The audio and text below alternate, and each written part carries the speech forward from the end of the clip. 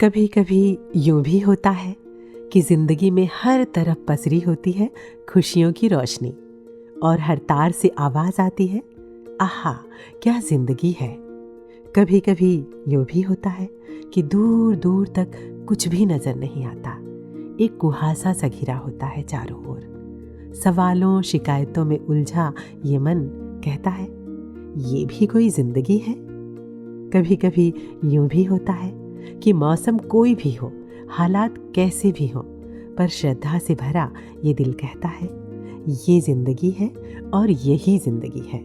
शुक्रिया मेरे मालिक, जिंदगी का हर रूप हर पल खुशनुमा है। जो तेरी मर्जी जो तू चाहे, बेगर्ज ए खुदाया मुझे तुझसे मोहब्बत हो।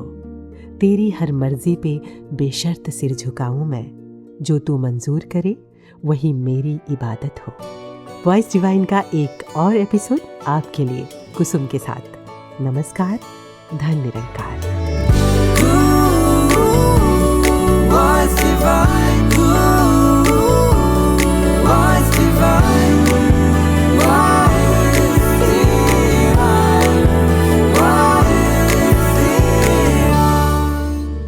बचपन से एक भजन सुनती आ रही हूँ। ये और बात है कि आज तक जिंदगी में इसके भाव पूरी तरह से नहीं उतरे, लेकिन हाँ कोशिश जरूर करती हूँ।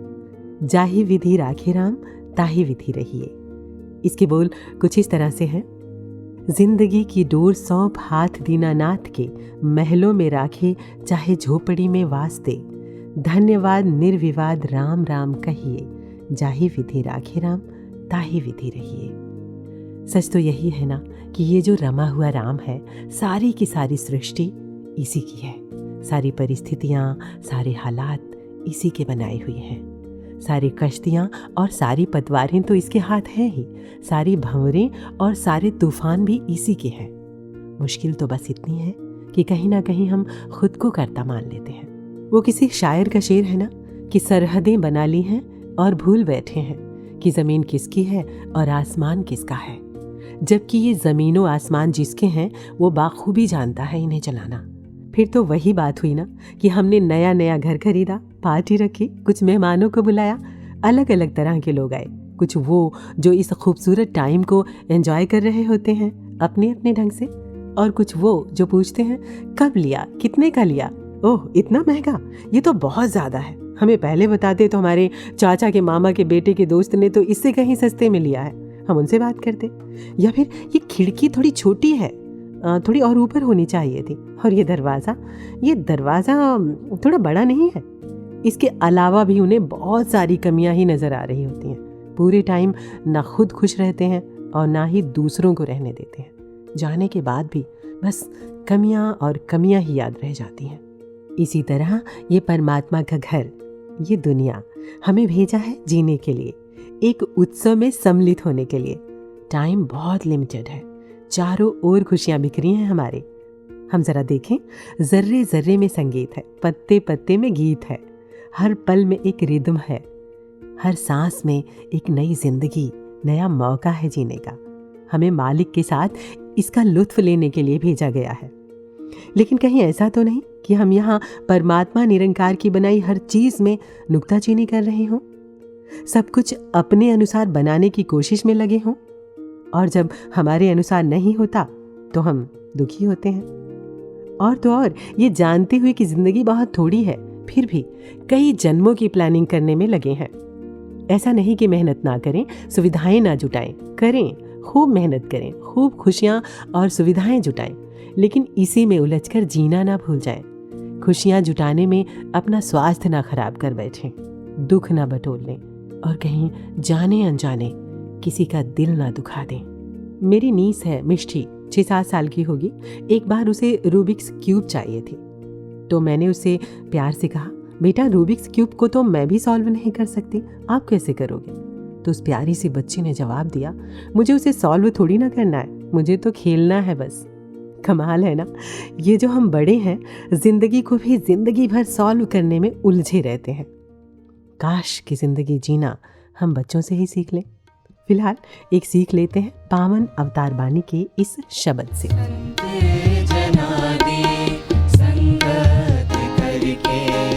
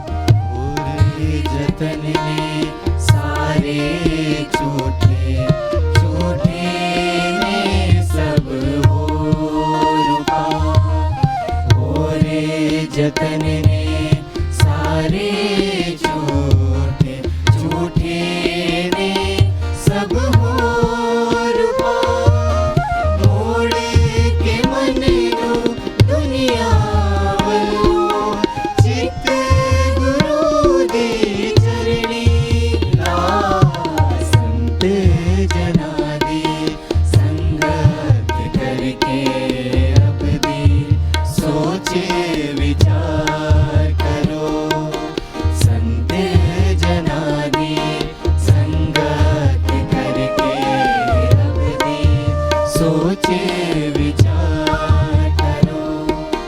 पमद पदम प सनि सनि द पदम प म ग रे रे म ध नि ग म ग रे रे सा नि ग म ध नि रे सा नि सा रे सा नि सा रे सा नि सा।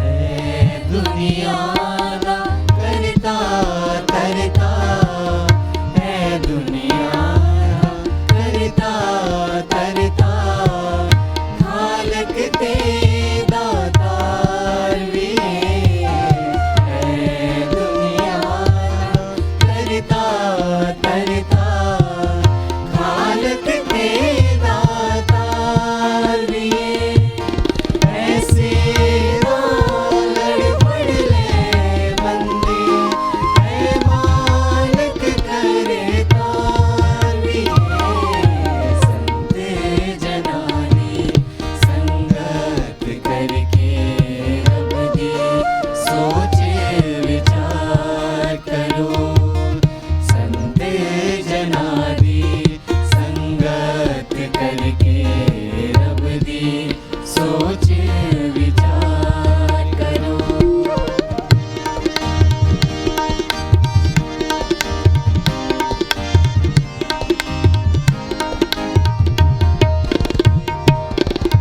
ले तन जो परे खजाने, ले तन जो परे खजाने, ओ हो साहूकार बने, ओ हो साहूकार बने, कहे अवतार उसनू मिलदा, दास जेड़ा एक बार बने, संत जना दे संगत करके अब दे सोचे विचार करो, संत जना दे संगत करके अब दे सोचे विचार करो।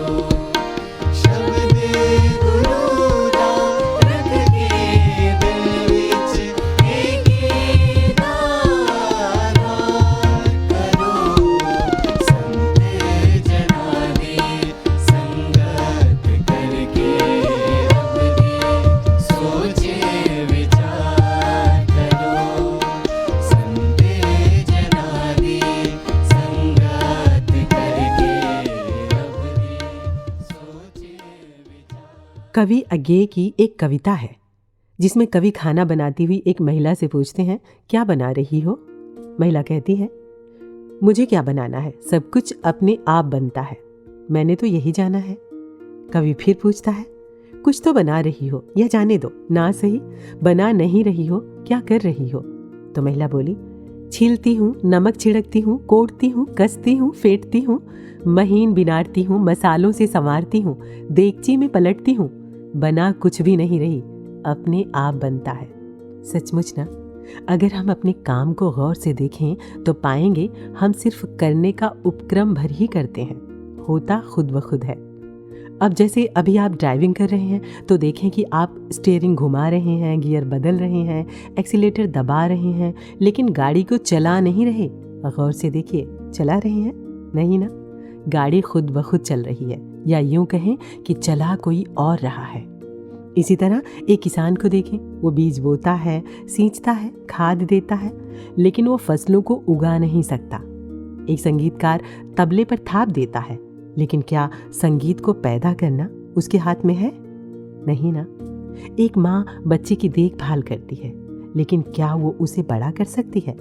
एक जैसा ही संस्कार देने के बावजूद दो बच्चे अलग अलग स्वभाव के हो जाते हैं। कैसे? वो ऐसे कि कुछ भी हमारे करने से नहीं हो रहा, सब इसी के हाथ में है जिसकी ये दुनिया है। इसका मतलब ये नहीं कि हम कुछ करें ही ना। अगर हमें कुछ ना करना होता तो ये निरंकार हमें ये हाथ पैर ही ना देता, सोचने समझने की क्षमता ही ना देता।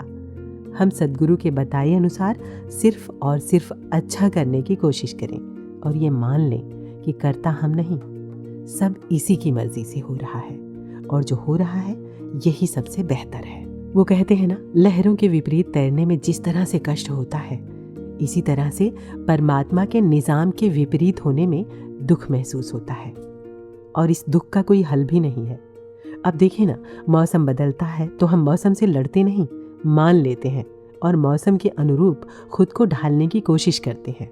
गोस्वामी तुलसीदास जी लिखते हैं कि तुलसी भरोसे राम के निर्भय होके सोए, अनहोनी होनी नहीं, होनी होए सो होए। परमात्मा के निजाम में अनहोनी तो हो ही नहीं सकती। जो कुछ भी हो रहा है ये इसलिए हो रहा है क्योंकि ये चाह रहा है। मुझे आदरणीय महात्मा विवेक शौक जी की वो बातें याद आती हैं जिसमें उन्होंने कहा कि होना होगा तो होगा, नहीं होना होगा तो नहीं होगा। तू मेरा बुरा नहीं कर सकता और कुछ तेरी मर्जी के बगैर हो नहीं सकता। तो जो कर रहा है वो तू कर रहा है, तुझसे बढ़िया कोई कुछ कर नहीं सकता। कमाल का समर्पण है ना इन पंक्तियों में। थोड़ा और सुनते हैं विवेक शौक जी को अपने इस segment present from the past में। कहते हैं लव हैज नो लैंग्वेज, रीत न जाने रीत, प्रेम न जाने नेम, प्यार की कोई भाषा नहीं होती। संगत ख्याल आ रहा था कि नफरत की भी कोई भाषा नहीं होती। एक माँ को अपने बच्चे को यह जताने के लिए कि मैं तुझे प्यार करती हूं, शब्दों का सहारा नहीं लेना पड़ता। हमने से बच्चा चला आ रहा हो, आप माँ के चेहरे पे देखिए, माँ के चेहरे का रोम रोम ये बताएगा कि मुझे ये दुनिया का सबसे प्यारा बच्चा है क्योंकि ये मेरा बच्चा है। ठीक इसी तरह नफरत की भी कोई भाषा नहीं होती। बस एक शब्द भी कहे बिना किसी को यह जतला सकता है कि मुझे तुम अच्छे नहीं लगते भाई। डर की भाषा नहीं होती, बहादुरी की भाषा नहीं होती। हालांकि हम शब्दों का सहारा ले लेते हैं। आई लव यू बहुत कॉमनली यूज्ड फ्रेज है, लेकिन वो हमें तसल्ली नहीं होती तो आई लव यू कहना पड़ता है, वरना तो साथ संगत इसकी जरूरत नहीं होती दुनिया में। कहने का मतलब यह हुआ कि भाव की कोई भाषा नहीं होती, लेकिन फिर भी मेरा भाव कम्युनिकेट होता है, पहुंचता है। तो वो कौन सी लैंग्वेज है जिससे मैं अपने भाव को दूसरे तक पहुंचा सकता हूं? इसे कहते हैं बॉडी लैंग्वेज। और वो बॉडी लैंग्वेज जो होती है साथ संगत, वो सब कुछ कह जाती है। मेरे खड़े होने का ढंग, मेरे बात करने का ढंग, मेरे हाथ जोड़ने का ढंग, मेरे किसी को मिलने का ढंग, मेरे शरीर की बनावट उस वक्त किस तरह हो जाती है, उसे बॉडी लैंग्वेज कहते हैं। आज सभी जानते हैं कि प्रोफेशन से एक्टिंग की फील्ड में हूं। हमारी फील्ड में इस बॉडी लैंग्वेज को बहुत ज़्यादा इंपॉर्टेंस दी जाती है। भाई तुम एक अमीर आदमी की एक्टिंग तो कर रहे हो, लेकिन तुम्हारी बॉडी लैंग्वेज से नहीं लगता कि तुम एक रईस आदमी हो। तुम एक गरीब आदमी की एक्टिंग तो कर रहे हो, लेकिन तुम्हें मालूम है कि बाहर मेरी मर्सिडीज खड़ी है। तो एक्टिंग की फील्ड हो गई साथ संगत।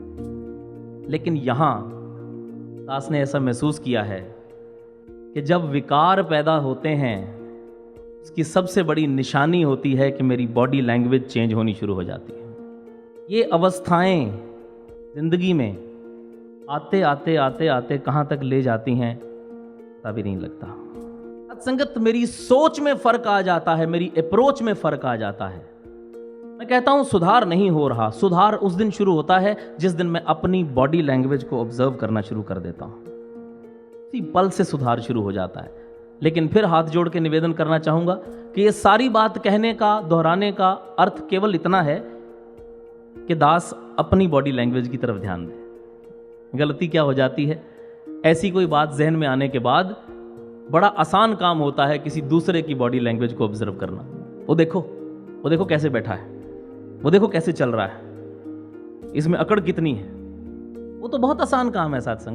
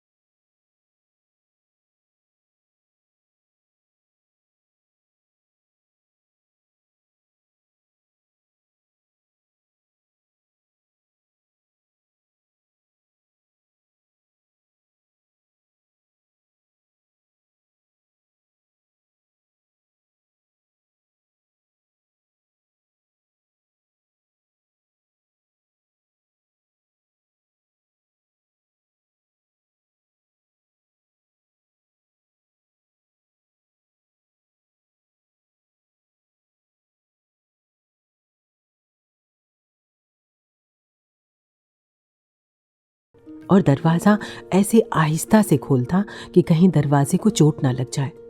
कपड़ों को भी अपने वो इस प्रेम से छूता कि जैसे कपड़ों का भी अस्तित्व हो। कुछ लोग तो उसे पागल समझते थे, लेकिन कभी किसी ने उसे उदास नहीं देखा, किसी ने उसे रोते हुए नहीं सुना। फिर किसी ने उससे इस व्यवहार के बारे में पूछा तो उसने जवाब दिया, मुझे ज़्यादा कुछ नहीं पता, बस इतना जानता हूँ कि अगर मैंने पत्थर को भी छुआ तो इतने प्रेम से कि जैसे वो परमात्मा हो। इसके अलावा मेरी जिंदगी का कोई और राज नहीं है ना कमाल? काश कि हमें इंसानों से भी ऐसा ही व्यवहार करना आ जाए। आखिर बंदों में ही तो खुदा रहता है ना। और वो शायर का शेर भी कमाल का है, जब कोई आंख ना थी दुनिया में तब भी वो पर्दा नशीन रहता था। तो कैसे इस पर्दा नशीन, मेरा मतलब है इस परमात्मा को सरेंडर हुआ जाए, कैसे इसकी रजा में रहा जाए। हालांकि ये हम सभी का अपना अपना पर्सनल प्रेम है, श्रद्धा है, खुद का अपना अपना समर्पण है। और वैसे भी भक्ति और प्रेम तो कॉपी की ही नहीं जा सकती।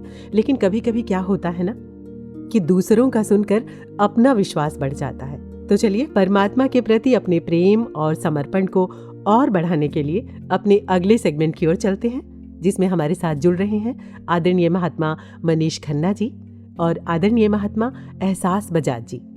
बहुत बहुत स्वागत है, अभिनंदन है आप दोनों का वॉइस डिवाइन में। शुक्रिया जी, धन निरंकार जी। थैंक यू जी, धन निरंकार जी। धन निरंकार जी। सबसे पहले मैं मनीष जी से मुखातिब होती हूँ। मनीष जी, परमात्मा की रजा को कैसे हम खुशी खुशी मान पाएं, आपका क्या ख्याल है? कुसुम जी, देखिए मेरी जहाँ तक सोच काम करती है, परमात्मा की रज़ा में रहना तो हर गुरसिक को चाहिए, लेकिन ये सफ़र उतना आसान होता नहीं। उसके लिए इसका विश्वास कमज़ोर हो, और ये विश्वास भी सच्चे पातशाह की ही कृपा से आता है जी। जैसे अगर हम बात करें कि एक हमने संगत में अक्सर सुना कि एक छोटी सी बिटिया वो हवाई जहाज़ में सफ़र कर रही है और हवाई जहाज़ टर्बुलेंस से गुज़र रहा है, बहुत सारे यात्री घबरा रहे हैं, लेकिन वो उस लड़की के चेहरे पे कोई उदासी, कोई घबराहट नहीं है जी। तो सबने हैरान होकर उससे पूछा कि भी तुम्हें डर नहीं लग रहा? तो उसने कहा कि नहीं, डरने की कोई बात नहीं, क्योंकि इस जहाज़ के जो पायलट हैं वो मेरे डैड हैं, मेरे पिताजी हैं। क्या बात है। कहने को तो टर्बुलेंस भी है, कहने को तो मौसम भी ख़राब है, लेकिन देखा जाए तो उस बिटिया को, उस छोटी सी बच्ची को अपने पिता पर विश्वास इतना है कि वो सिचुएशन से नहीं घबरा रही है। और उस पिता की तरफ अगर देखा जाए तो उसको तो 4-5 साल का जो उसका कोर्स उसने किया है, जो उसको एक्सपर्टीज़ है, जो उसका नॉलेज है, वो लिमिटेड है। कहने का मतलब कि वो जहाज़ को उड़ाना तो जानता है, लेकिन उस जहाज़ में अगर कोई टेक्निकल फॉल्ट हो जाए तो वो भी उसके हाथ में नहीं है। लेकिन जिसकी हम बात कर रहे हैं, सारी सिचुएशंस का मालिक, सारी चीज़ों का मालिक, हर सिचुएशन जिसके कंट्रोल में है, सब कुछ दुनिया की हर चीज़ जिससे कंट्रोल में है, अगर उस पर गुरसिक का ऐसा विश्वास हो जाए कि वहाँ तो पिता का पूरा प्रयास रहता है कि मेरी औलाद को कोई ऐसा कष्ट ना हो, लेकिन जो मेरा पिता है इसकी डिक्शनरी में किसी को कष्ट देना तो है ही नहीं, ये तो किसी की ज़िंदगी में बहार लाने के लिए ये हर मुमकिन कोशिश करते हैं ताकि हमारी ज़िंदगी और खुशनुमा हो सके। अगर गुरसिक को सदगुरु पे ऐसा विश्वास है तो ये सफ़र बहुत आसान हो जाता है, और अगर ऐसा विश्वास नहीं है तो सिचुएशंस असर भी करती हैं और सफ़र भी बड़ा मुश्किल से गुजरता है। सच में बहुत खूब। और अब मैं एहसास जी से जानना चाहती हूँ कि आपका क्या नज़रिया है इस बारे में। हाँ जी कुसुम जी, अभी जब ऐसे हम डिस्कस कर रहे हैं कि निरंकार की रज़ा में खुश होना, और कभी कभी हो सकता है कि निरंकार की रज़ा से मैं खुश नहीं हूँ, तो वो सिचुएशन कब उभर सकती है। तो जो मेरा मानना है, पर्सनल ओपिनियन, कि अगर हम अपनी लाइफ का कुछ प्लान ऐसे करते हैं या कुछ एक्सपेक्टेशन रखते हैं या कुछ इमेजिन करते हैं कि मैं ये करना चाहता हूँ या मैं ये अचीव करना चाहता हूँ, और अगर जो सिचुएशन है वो वैसे अनफोल्ड ना हो, जो निरंकार की प्लानिंग है वो कुछ किसी और तरफ मेरी लाइफ को ले जाए, तो शायद एक पॉसिबिलिटी है कि मैं खुश नहीं हूँ निरंकार की रज़ा से। तो जब ये बात सोची तो ध्यान ऐसे ही आया कि मुबारक है कि हम प्लानिंग करें, मुबारक है कि हम एक अपनी लाइफ को इमेजिन करें, एक ड्रिवन तरीके से लाइफ को जिएं। आजकल प्रोफेशनल वर्ल्ड का भी जैसे हम जिक्र सुनते हैं, वहाँ पे 5 ईयर प्लान्स और 10 ईयर प्लान्स हम बनाते हैं कि this is where I want to be in next few years. पर जो हम गुरसिकी से सीखते हैं वो कैसे इसको कॉम्प्लीमेंट करता है कि मुबारक है कि हमारी प्लानिंग चलती रहे, पर ज़रूरी भी है कि वो प्लानिंग हमें कभी निरंकार की रज़ा से कॉन्फ्लिक्ट में ना लेके जाए जी। वो गुरसिकी हमें ये सिखाती है कि प्लानिंग करो पर डिवाइन प्लानर को मत भूलो। जो एक डिवाइन प्लानर निरंकार जो करके एक सिचुएशन हमारे सामने लाता है, उससे ऊपर और उससे बेटर कुछ हो नहीं सकता।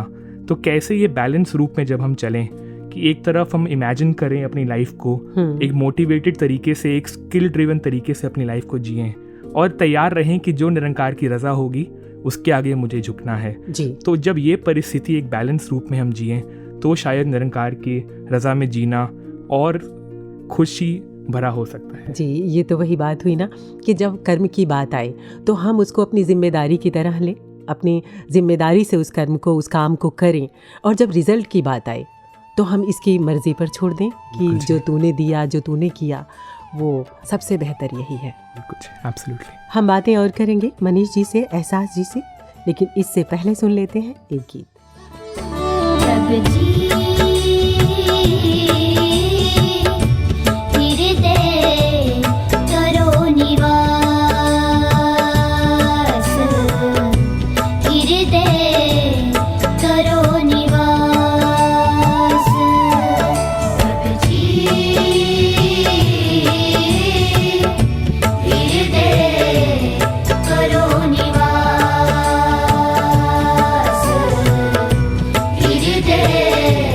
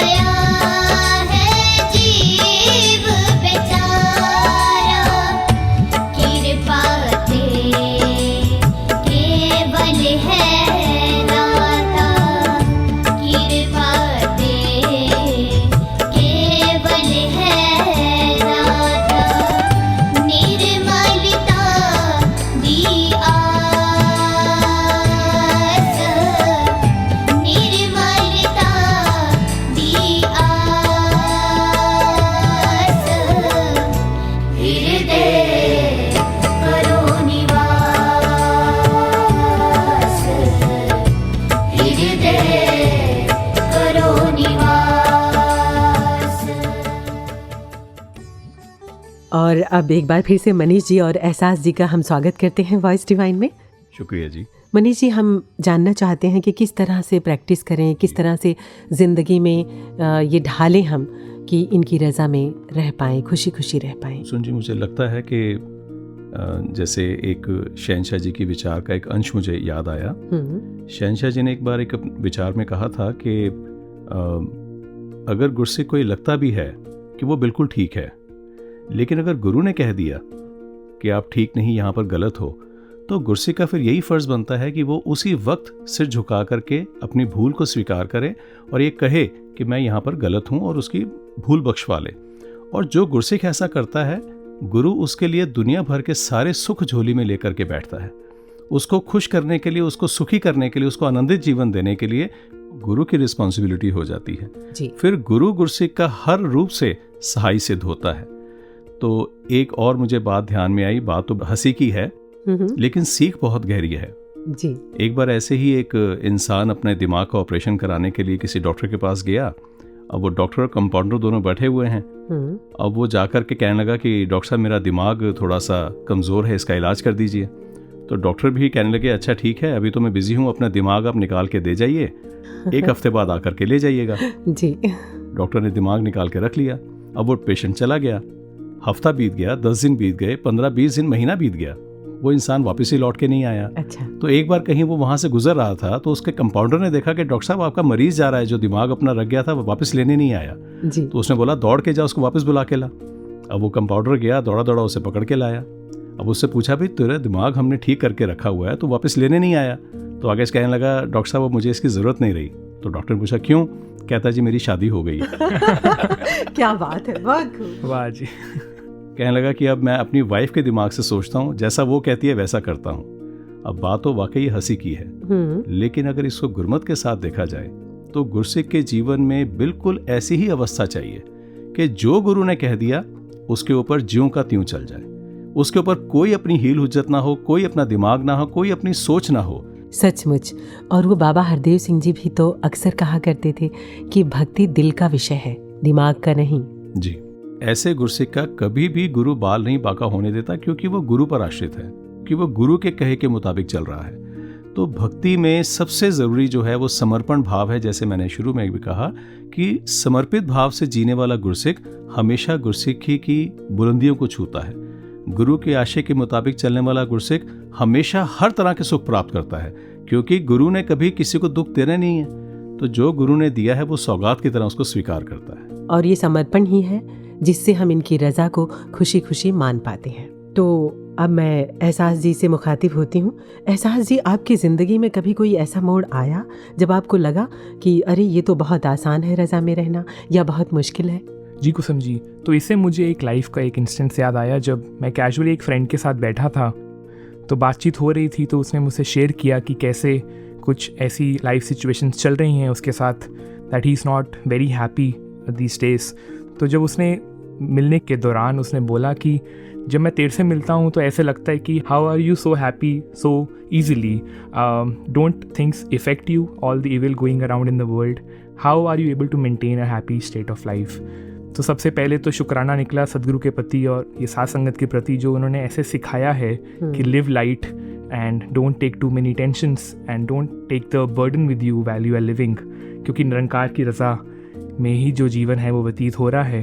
तो जब उससे बात हुई, थोड़ा हमने डिस्क्राइब किया मिशन की टीचिंग्स को, तो वो पॉइंट आया एक्सेप्टेंस का, कि चाहे हम बदल ना पाएँ जो हमारी लाइफ में हो रहा है, बट उसको एक्सेप्ट करने की जो क्षमता है वो ज़रूर निरंकार ने हमें दी है।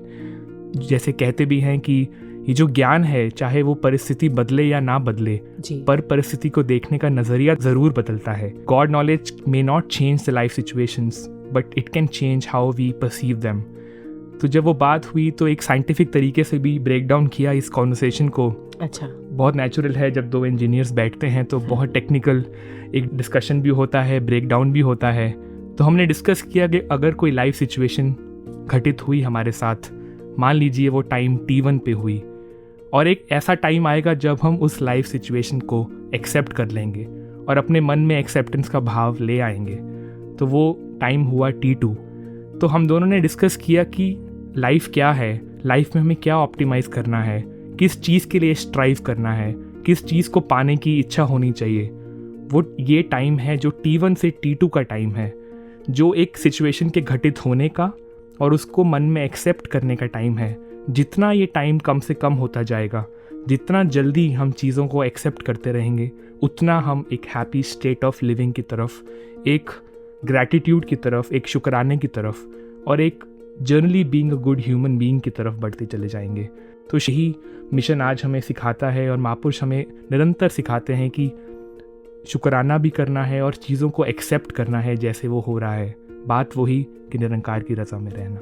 वाकई एहसास जी, आपकी बातें सुन के बहुत अच्छा भी लगा और यही दिमाग में आता है एक ही बात कि जितनी जल्दी हम इसकी रज़ा में रहना सीख जाएंगे, उतनी जल्दी हमारे जीवन में शांति, सुख, आनंद की अवस्था बन जाएगी। जितना इससे दूर हैं उतना ही समझो हम आनंद से दूर हैं। वाकई सच में। बिल्कुल बिल्कुल मनीष जी, तो इनसे ही अरदास करें कि आप अपनी रज़ा पे हमें बरकरार भी रखो और वो एक्सेप्टेंस भी बख्शो कि हम कभी भी आपकी रज़ा से उलट सोच भी ना पाएं। बिल्कुल जी। और अब हम इसी बात पर अपनी बात को कंप्लीट करते हैं कि खुद को इनके हवाले छोड़ दें। और वो कहते हैं ना कि समस्याएं इतनी ताकतवर नहीं होती जितनी कि हम इन्हें मान लेते हैं। ऐसा कभी नहीं हुआ कि अंधेरों ने सुबह ही ना होने दी हो। वाह, वाह जी। बहुत बहुत शुक्रिया, आभार आप दोनों का अपनी भक्ति और विश्वास हमसे साझा करने के लिए। शुक्रिया जी, धन्यकार जी। थैंक यू जी, धन्यकार जी। धन्यवाद जी। दोष दूर करे गुणानुपर दो,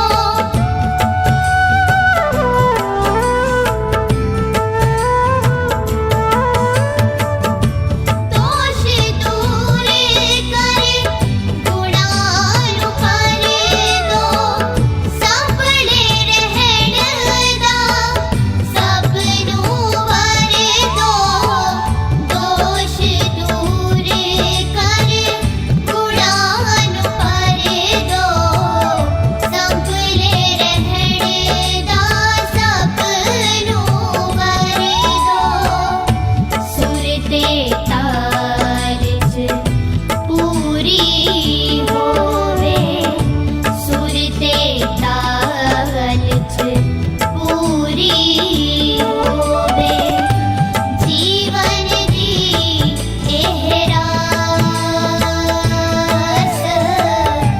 जीवन दी एहरास,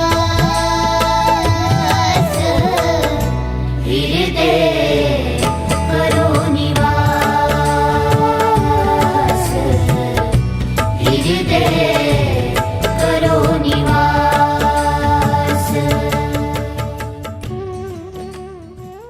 एक बात कहूँ, मुझे बाइक का सफ़र बहुत अच्छा लगता रहा तब तक जब तक कि मुझे बाइक चलानी नहीं आ गई। तो मैं पीछे बैठकर सफ़र को पहले खूब एंजॉय करती थी, लेकिन जब से चलानी आ गई तो अब क्या होता है कि जब मैं पीछे बैठी होती हूँ ना, तो अनायास ही चलाने वाले पर ध्यान चला जाता है कि ये कैसे चला रहे हैं, और चाहते हुए भी मैं सफ़र को एंजॉय नहीं कर पाती हूँ। ऐसा हम सभी के साथ होता है ना, अगर आपने महसूस किया हो। इसी तरह आप म्यूज़िक का कोई प्रोग्राम देख रहे हो, अगर आपको म्यूज़िक के बारे में कोई जानकारी ना हो तो आप पूरी मस्ती से उस संगीत का आनंद लेंगे, लेकिन अगर कहीं आप संगीत के जानकार हैं तो उस शिद्दत के साथ आप म्यूज़िक का लुत्फ़ नहीं ले पाएंगे। यानी जितनी ज़्यादा नॉलेज उतनी ज़्यादा मुश्किलें। वो किसी ने कहा भी है ना कि जितना हो सके कम ज्ञानी, मासूम और बच्चों की तरह बनिए, शायद तभी आप ज़िंदगी का लुत्फ़ ले पाएंगे।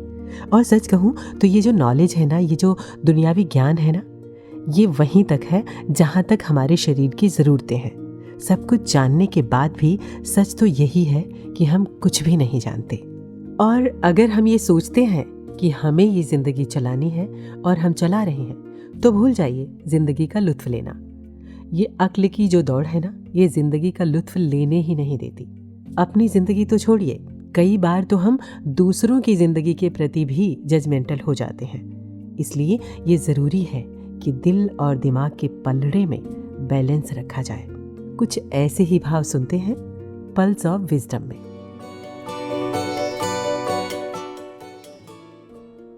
परमात्मा एक है और इस एक से आए हैं हम सभी अनेक, और इस बनाने वाले ने हर इंडिविजुअल को अलग बनाया है, डिफरेंट बनाया है। और हम सभी का परमात्मा से एक अपना इंडिविजुअल रिश्ता है, किसी का भय का तो किसी का प्रेम का, किसी का मांगने का तो किसी का मानने का। Everybody has their own individual relationship, a unique relationship with God. इसीलिए बहुत ज़रूरी है कि मैं किसी को जज ना करूं, ना तो किसी की प्रार्थना को, ना किसी के इबादत के ढंग को, किसी बात को भी नहीं। ऐसा ही एक किस्सा ध्यान में आता है, सोच रहा हूं आप सबके साथ शेयर कर लूं। मोसेस एक बार कहीं जा रहे थे। उन्होंने देखा कि एक चरवाहा घुटनों के बल बैठकर इबादत कर रहा है। वो बहुत खुश हुए और जाकर उसके पास खड़े हो गए।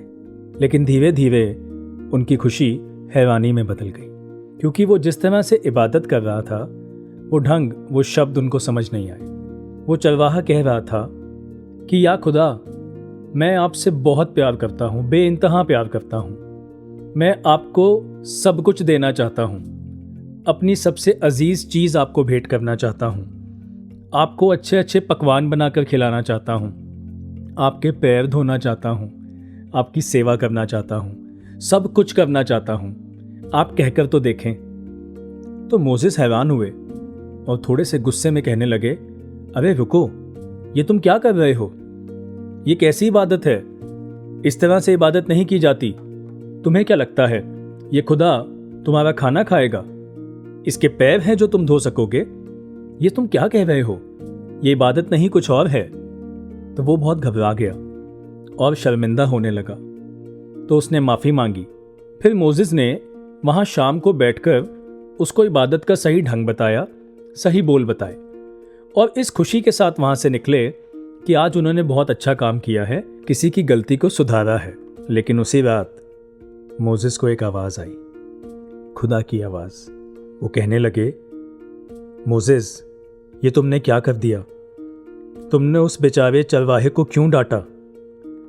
तुम ये भूल गए कि बेशक उसकी इबादत के बोल वैसे नहीं थे जैसे होने चाहिए, पर उसकी इबादत सीधा दिल से थी, नेक नीयत के साथ थी, और मुझे बहुत अजीज़ थी, मुझे बहुत प्यारी थी।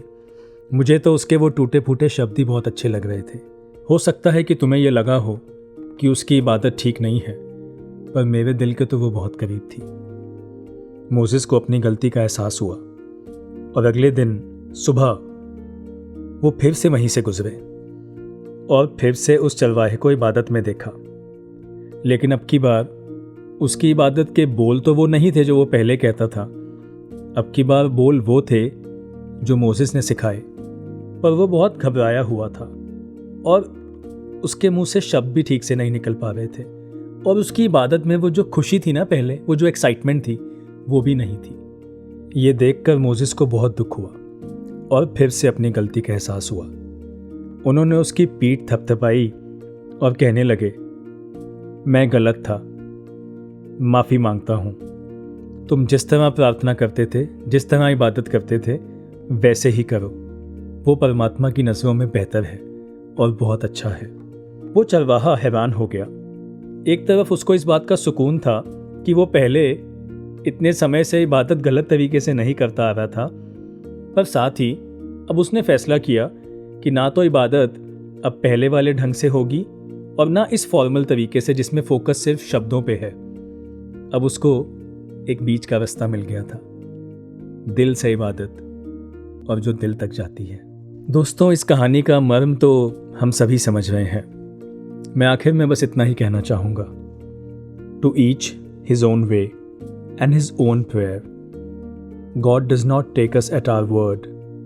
He looks deep into our hearts.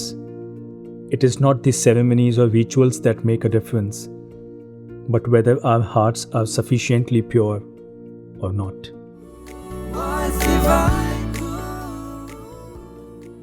एक बार कहीं मैं लाओ त्सु के बारे में पढ़ रही थी। चीन के महान दार्शनिक लाओ त्सु बहुत ही विनम्र और सरल थे।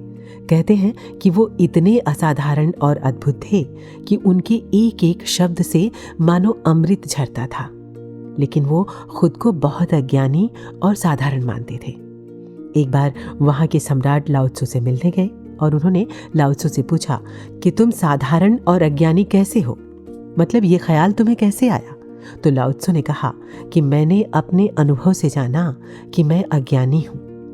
मैंने जब जीवन को जाना तो पाया कि ना तो मुझे मृत्यु का पता है, ना ही जन्म का। मुझे नहीं मालूम कि ये सांस क्यों और कैसे चलती है। मुझे नहीं मालूम कि नाड़ियों में खून कैसे और क्यों बहता है। भूख क्यों लगती है, प्यास क्यों लगती है, मुझे नहीं पता। तो मैंने जाना कि मैं अज्ञानी हूँ, बिल्कुल अज्ञानी। सच ही तो है ना। हम क्या जानते हैं दुनिया के बारे में? ये जो हमारे सामने एक तिनका पड़ा है या कोई भी चीज़ पड़ी है, इसके बारे में भी हम ठीक ठीक कुछ नहीं जानते कि ये क्या है। जो दुनिया ने नाम दिए हमने मान लिया, लेकिन दरअसल ये क्या है हमें नहीं पता। फिर भी इंसान को पता नहीं किस इल्म का अभिमान है, किस कर्म का घमंड है, जबकि हम कुछ कर ही नहीं सकते। सब इसी की मर्जी से हो रहा है और होगा भी। जितनी जल्दी खुद को परमात्मा को अर्पित समर्पित कर दें उतना ही अच्छा। तो क्या होगा अगर कोई मुश्किल आई? तो ये मुश्किलों से लड़ने की ताकत भी देगा। तो क्या होगा अगर मेरी मौत आ गई? तो जो जन्म से पहले थी मैं वही हो जाऊंगी ना। फिर दुख कैसा? महान दार्शनिक सुकरात को जब जहर दिया जा रहा था तो वो खुश हो रहे थे। उनके शिष्यों ने पूछा कि आप खुश कैसे हो सकते हैं, आपको तो जहर दिया जा रहा है, थोड़ी देर में आपकी मृत्यु हो जाएगी, आपको दुख नहीं हो रहा? तो सुकरात ने कमाल का जवाब दिया, अगर मेरी मौत हो जाती है तो वो जिसे दर्द महसूस होता है वो तो मिट ही जाएगा, फिर दर्द कैसा? और अगर मैं बच गया तो फिर दर्द किस लिए? जीवन है तो सब कुछ है। कितनी बड़ी सीख है ना सुकरात की इस बात में। जीवन है तो सब कुछ है, और अगर जीवन ही नहीं है तो फिर दुख दर्द भी नहीं है ना? फिर जद्दोजहद किस लिए? कभी कोई मुश्किल जैसा लगे भी तो सिर झुका लें, गुजर जाने दें। आपका झुकना, आपकी विनम्रता आंधियों से कहीं ज्यादा ताकतवर है। मैं जानती हूँ कि कभी कभी ये मान पाना बहुत मुश्किल लगता है तो कड़वी मगर सच्चाई। तो सुकरात की तरह हर हाल में खुश रहना है, जीवन के हर पहलू को खुशी खुशी एक्सेप्ट करना है। जो भी होगा अच्छा होगा। और ये भी कहते हैं ना कि एक सफल जिंदगी के लिए चुनौतियों का होना भी ज़रूरी है। कुछ चुनौतियों से हम आसानी से पार पा लेते हैं, लेकिन कुछ चुनौतियाँ हमें खुद को बदलने की मांग करती हैं। उस वक्त हमें हमारी सोच और हमारे जीने के ढंग को बदलना लाजमी हो जाता है। और ये बदलाव कभी कभी एक छोटी सी बात से या किसी के विश्वास से भी आ जाता है। तो चलिए एक विश्वास भरी कविता सुनते हैं सविता जी से।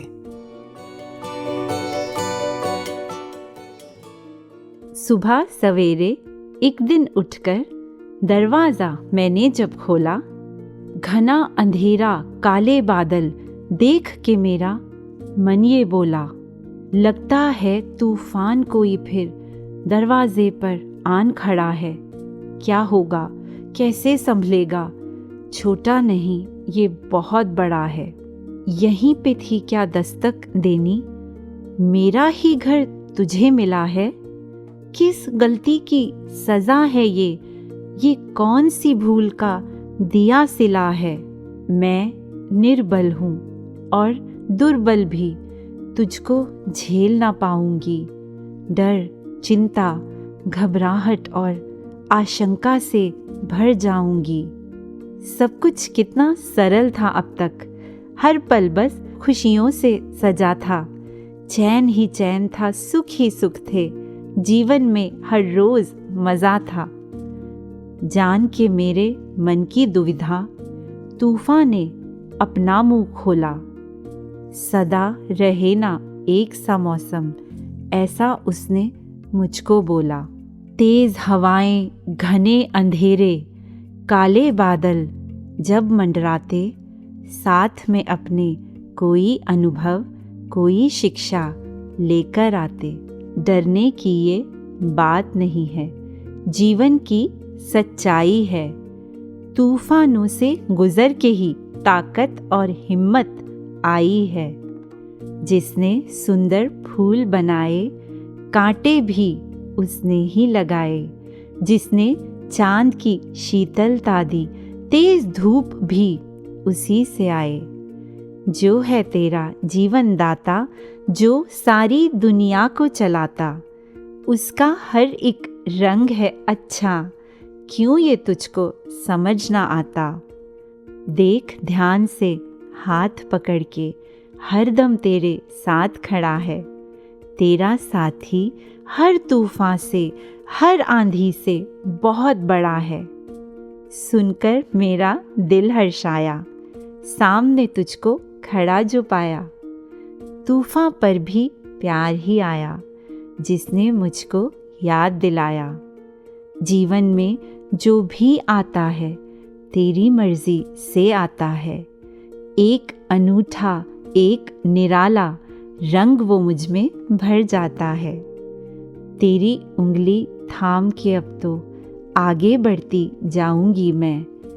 नहीं थकूंगी, नहीं रुकूंगी, तुझसे ही बन जाऊंगी मैं। नहीं थकूंगी, नहीं रुकूंगी, तुझसे ही बन जाऊंगी मैं। कहीं एक लाइन पढ़ी थी, मत सोच इतना जिंदगी के बारे में, जिसने जिंदगी दी है उसने भी तो कुछ सोचा होगा। मैं तो कहती हूँ कि बस वही सोच रहा है, कर रहा है। हमारी हस्ती ही क्या है जो हम कुछ कर सकें। मेरे होने का तो सवाल ही गलत है। अपनी हस्ती को मिटाकर ही मैंने पाया तुझको। धुंध जब मैं की हटी, तू नजर आया मुझको। तो ये मेरा होना भी तभी सार्थक है जब तेरी मर्जी मेरी मर्जी बन जाए और मैं तेरे होने की लहरों में तिर जाऊं। डायोस्नीस, यूनान का एक फकीर, वो एक बार जंगल से गुजर रहे थे। उस समय गुलामों को खरीदने और बेचने की प्रथा थी, तो कुछ लोगों ने उन्हें पकड़ लिया रास्ते में और उन्हें बांधने लगे। जब वो लोग डायोस्नीस को बांधने लगे तो डायोस्नीस ने पूछा, ये क्या कर रहे हो? तो उन लोगों ने कहा, हम तुम्हें बांध रहे हैं। तो डायोस्नीस ने क्या किया कि उनकी मदद करने लगे खुद को बांधने में और खुद ही अपने चारों ओर रस्सी लपेटने लगे। फिर बोले, और अब? तो वो लोग बोले कि अब हम तुम्हें बाजार लेकर जाएंगे और बेचेंगे। ये सुनकर डायोस्नीस आगे आगे खुद ही बाजार की ओर चल पड़े। वहां पहुंचकर एक आदमी ने डायोस्नीस की बोली लगाई। एक गुलाम आया है बिकने, कोई खरीदेगा? डायोस्नीस बोले, रुको, तुम्हें आवाज लगानी नहीं आती, मैं खुद ही अपनी बोली लगाता हूँ। डायोस्नीस तेज आवाज में बोले, एक मालिक आया है बिकने, क्या कोई लेने को तैयार है? लोग आश्चर्यचकित हो गए। एक आदमी ने पूछा, तुम खुद को मालिक समझते हो? डायोस्नीस ने कहा, मैंने जब से परमात्मा की मर्जी को अपनी मर्जी बना लिया, इसी की मर्जी में रहता हूँ और अब मैं अपनी मर्जी का मालिक हूँ। तो इस तरह से मैं समझती हूँ कि हमारी कीमत इस परमात्मा से जुड़ने के साथ ही है और हमारी मर्जी भी इसी की मर्जी में शामिल होनी चाहिए। तो कैसे हम खुद को इसकी मर्जी के अनुसार ढाल कर रखें और अपने विश्वास को और मजबूत बनाएं। इसके लिए कई बार दूसरों के अनुभव भी बहुत काम आते हैं। तो चलिए सुनते हैं एक अनुभव।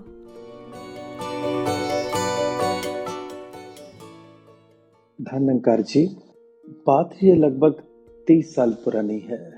मैं पिछले 4-5 साल से कामकाज की भाग दौड़ में इतना व्यस्त हो गया था, क्योंकि जब मैं सिर्फ 18 साल की आयु में मेरे पिताजी ब्रह्मलीन हो गए। मेरे कंधों पर कामकाज की जिम्मेदारी, घर परिवार की जिम्मेदारी कि मैं रोजमर्रा की संगत रूटीन में नियमित रूप से नहीं कर पाता था। कहीं सप्ताह में एक आध बार ही मुश्किल से कर पाता। एक दिन सुबह प्रातः काल की संगत मेरे मम्मी जी करके जब घर लौटे तो मेरे को कहने लगे, बेटा मैं तेरे को रोज कहती हूँ कि संगत में जाया कर, रोज सुबह सुबह की संगत में जाया कर। इतनी सुबह तो तेरे को ऑफिस भी नहीं निकलना होता और तू बड़े आराम से संगत कर सकता है, पर तू मेरी बात को टाल देता है, मेरी सुनी अनसुनी कर देता है। एक बार मेरी बात मान के देख, संगत में रोज जाने का कितना आनंद आएगा मैं बयान नहीं कर सकती। आज भी ऐसे महात्माओं के प्रभावशाली वचन सुने जो जीवन को बदलने वाले थे, जीवन की डायरेक्शंस को बदलने वाले थे। मम्मी जी ने वो महात्माओं के मेरे को प्रवचनों के कुछ अंश भी सुनाए। मैं सुनकर बड़ा ही खुश हुआ। बड़ा उत्सुक हुआ, काश मैं भी उन महात्माओं के दर्शन कर लेता, काश मैं भी उनकी रहमतों का हिस्सेदार बन जाता। मैं मम्मी जी की बात को अक्सर सुना अनसुना कर देता हूँ, टाल देता हूँ अपने कारोबार की व्यस्तता के कारण।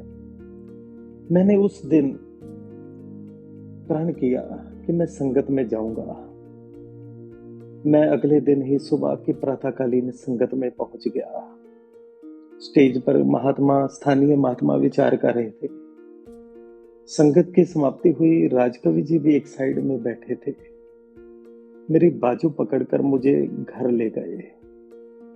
मैंने सोचा पता नहीं क्या बात है, लेकिन मैं उनको ना नहीं कह सकता था। इतना उनका हमारे ऊपर, उनके व्यक्तित्व का असर रहता था। मेरे को घर जाके कहने लगे, बेटा तेरा कुछ दिन पहले एक एक्सीडेंट हुआ, मुझे पता लगा। तेरे को सतगुरु ने मौत के मुंह से बचाया है, जीवन दान मिला है। अब ये तू जिंदगी अपनी भक्ति की ओर लगा दे, बंदगी की ओर लगा दे। ध्यान से आकर संगत में बैठा कर, ध्यान से आकर संगत में सुना कर, और जो कोई सेवा मिले वो भी किया कर। बस रोज तू संगत आया कर, कभी नागा नहीं डालना। दास ने मन ही मन प्रण कर लिया।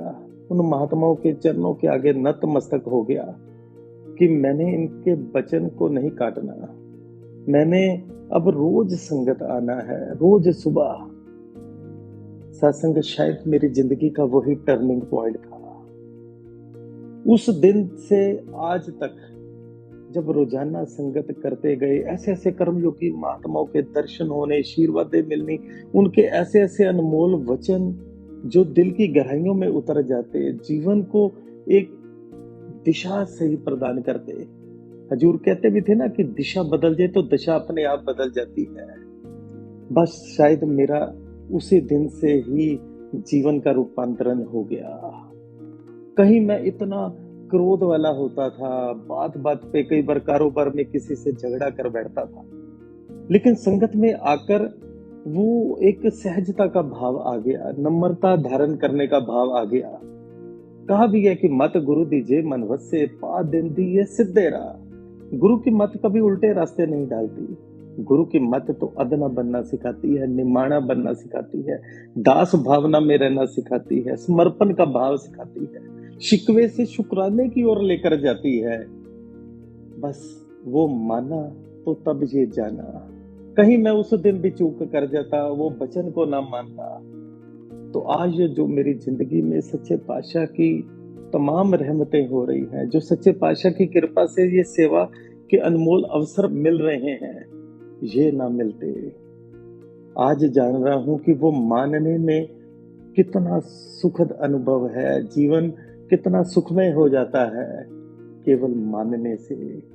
मानेंगे तब जानेंगे। धन निरंकार जी।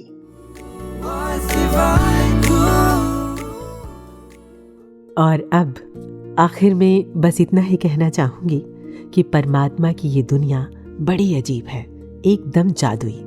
हमारे लिए वही सच है जो हम मान लेते हैं, तो क्यों ना अच्छा अच्छा ही सोचें। हम इतने समझदार नहीं हैं कि इस असीम अनंत परमात्मा की मर्जी को समझ सकें। बस जो हो रहा है उसका आनंद लें, छोड़ दें सब इसी की मर्जी पर, ये संभाल लेगा। हम बस खुश रहें और अपने होने से दूसरों को खुशी देने की कोशिश करें। चलते चलते कुछ पंक्तियां इस निराकार परमात्मा के लिए। मैं कहूँ या ना कहूँ तुम सुन रहे हो ना, मेरा हाले दिल खुदाया जानते हो ना। तुमने बनाया बन गई, जैसे चलाया चल रही, मेरे हर हालात को तुम जानते हो ना। बस यही ताकत मेरी और यही हिम्मत भी है, मेरे साथ साथ तुम भी चल रहे हो ना। इसी विश्वास के साथ दीजिए इजाज़त कुसुम को।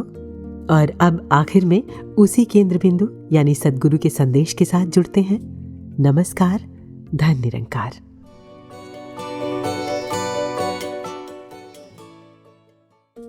इटर्नल स्टेबिलिटी की बात तो वो भी कैसे जीवन में आए जब इस परमात्मा के साथ हम जुड़े हुए हैं, जब इस निरंकार के ही हम हर पल भाने में हैं, इसी की रज़ा हर एक चीज़ में देख रहे हैं, तो फिर चाहे वो शरीर रूप, चाहे आर्थिक रूप, किसी तरह की भी जो भी दिक्कत अगर है, वो एक भक्त मान लेता है ये टेम्पररी है, उसको अपने ऊपर इतना डीप असर नहीं होने देता कि पीस ऑफ माइंड उससे खो दें, एक मन की स्थिति डिप्रेसिव हो जाए।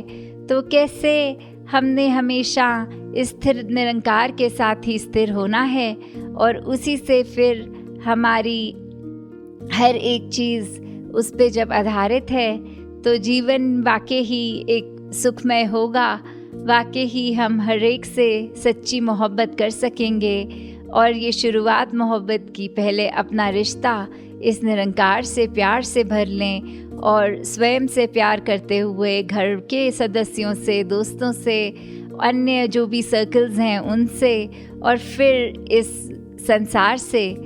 तो दातार हर एक के दिल में वो प्यार बख्शे, और जो हर एक के अंदर है उसी की सच्चाई, यही निरंकार, इसी पे, इस सच्चाई पर टिककर अपने आप को केंद्रित रखें।